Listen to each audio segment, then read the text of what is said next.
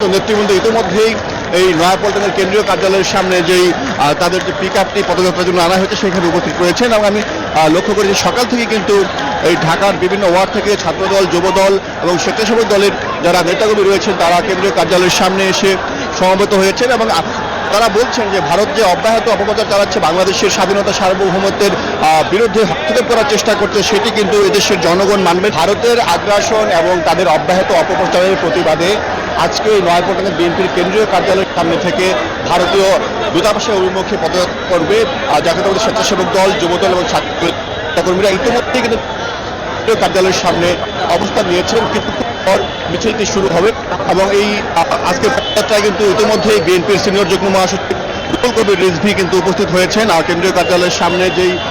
পিকআপটি আনা হয়েছে সেখানে আমরা লক্ষ্য করেছি যে জাতীয়তাবাদী ছাত্র দলের সাধারণ সম্পাদক নাসির উদ্দিন রয়েছেন এবং স্বেচ্ছাসেবক দলের কেন্দ্রীয় সাংগঠনিক সম্পাদক নাজমুল ইসলাম এবং জাতীয় ছাত্র দলের কেন্দ্রীয় সভাপতি রাকিবুল ইসলাম রাকিব সহ কিন্তু নেতৃবৃন্দ ইতিমধ্যেই এই নয়াপল্টনের কেন্দ্রীয় কার্যালয়ের সামনে যেই তাদের যে পিকআপটি পদযাত্রার জন্য আনা হয়েছে সেখানে উপস্থিত রয়েছেন এবং আমি লক্ষ্য করি যে সকাল থেকে কিন্তু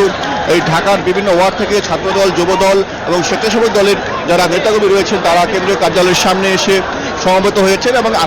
তারা বলছেন যে ভারত যে অব্যাহত অপপ্রচার চালাচ্ছে বাংলাদেশের স্বাধীনতা সার্বভৌমত্বের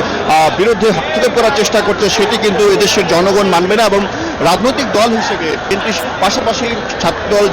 যুবদল, স্বেচ্ছাসেবক দল তারাও কিন্তু এই আগ্রাসনের বিরুদ্ধে রুখে দাঁড়াবে এবং তারা বলছেন যে একের পর এক ভারত যেভাবে অপপ্রচার চালাচ্ছে বিশেষ করে সংখ্যালঘু নির্যাতনের ইস্যুকে সামনে এনেছে সেটি সঠিক নয়। কারণ আপনারা জানেন যে আসলে ইতিমধ্যেই কিন্তু ভারতের মিডিয়াগুলোর যেসব সংবাদগুলো এসেছে সেই সংবাদগুলো কিন্তু বিভিন্ন ফ্যাক্ট চেকের মাধ্যমে গুজব হিসেবে প্রমাণিত হয়েছে এবং বিএনপির পক্ষ থেকে বলা হয়েছে যে আসলে শেখ হাসিনার পতনের পর থেকেই কিন্তু মূলত আসলে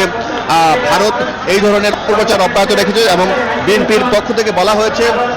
ভারত শেখ হাসিনার যে পতন সেই পতনকে মেনে নিতে পারছে না বলেই এই ধরনের আচরণ করছে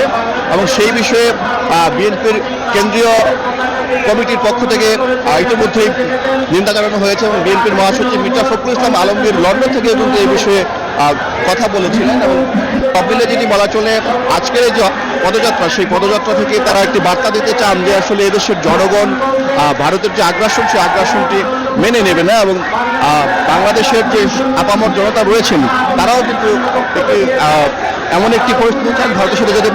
সম্পর্কটি হয় সুসম্পর্ক বজায় থাকে ভারতের সাথে কিন্তু সেটি হতে হবে পারস্পরিক সম্মানজনক এবং একপাক্ষিক কোনো সম্পর্ক কিন্তু দেশের মানুষ মেনে নেবে না বলছেন এবং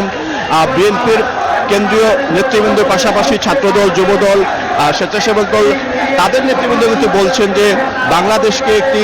স্বাধীন সার্বভৌম রাষ্ট্র হিসাবে মর্যাদা দিতে হবে। পাশাপাশি বাংলাদেশ ভারতের সঙ্গে যে চুক্তিগুলো রয়েছে সেই চুক্তিগুলো হতে হবে পারস্পরিক সম্মানজনক এবং মর্যাদাপূর্ণ। আমরা অপেক্ষা করছি কিছুক্ষণ পরে আসলে আজকে এই পদযাত্রা কর্মসূচিটি শুরু হবে এবং সেখানে নেতৃত্বে থাকবেন বিএনপির সিনিয়র যুগ্ম মহাসচিব রুহুল কবির রিজভী, পাশাপাশি থাকবেন জাতীয়তাবাদী যুবদলের সভাপতি আব্দুল মোনায়েম মুন্না, থাকবেন স্বেচ্ছাসেবক দলের কেন্দ্রীয় সভাপতি SM জিলানি এবং থাকবেন ছাত্রদলের কেন্দ্রীয় সভাপতি রাকিবুল ইসলাম রাকিব। তারা ইতিমধ্যেই কিন্তু উপস্থিত হয়েছেন এবং এই যুবদল, স্বেচ্ছাসেবক দল, ছাত্রদলের বিভিন্ন ওয়ার্ড পর্যায়ের নেতারাও কিন্তু আজকে যেই পদযাত্রা সেই পদযাত্রার জন্য উপস্থিত হয়েছেন। আমরা লক্ষ্য করছি এই নয়াপল্টনে ইতিমধ্যেই কিন্তু নেতাকর্মীদের পদচারণায় মুখর হয়ে ওঠে নেতাকর্মী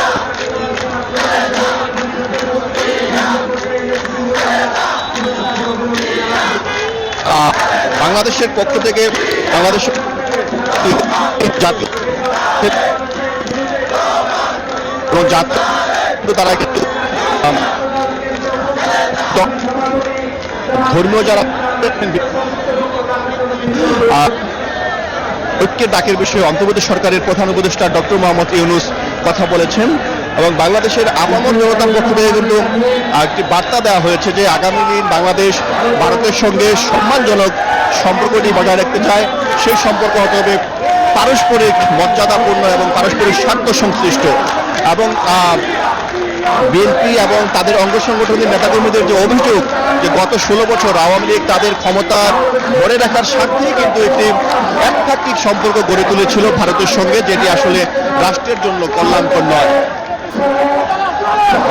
আমরা আজকের এই পদযাত্রা কর্মসূচি কভার করার জন্য সকাল থেকে আছে এবং আমরা দেখেছি যে বিপুল সংখ্যক নেতাকর্মী কেন্দ্রীয় কার্যালয়ের সামনে সকাল থেকে তারা কিন্তু অবস্থান নিয়ে আছেন। বিএনপির সিনিয়র যুগ্ম মহাসচিব রুহুল কবির রিজভী কর্মসূচি শুরুর আগে বক্তব্য রাখবেন এবং যারা ছাত্রদল, স্বেচ্ছাসেবক দল, যুব দলের কেন্দ্রীয় নেতারাও আজকে এখানে বক্তব্য রাখবেন এবং বক্তব্যে মূলত ভারতের সাথে যে বর্তমানে যে অপ্রীতিকর অবস্থা তৈরি হয়েছে, বিশেষ করে ভারতের পক্ষ থেকে বাংলাদেশকে ছোট করার জন্য এবং বাংলাদেশের সার্বভৌমত্ব স্বাধীনতার বিষয়ে যে ধরনের কথা বলা হচ্ছে সেই বিষয়গুলো কিন্তু তারা আজকে অ্যাড্রেস করবেন এখান থেকে। এবং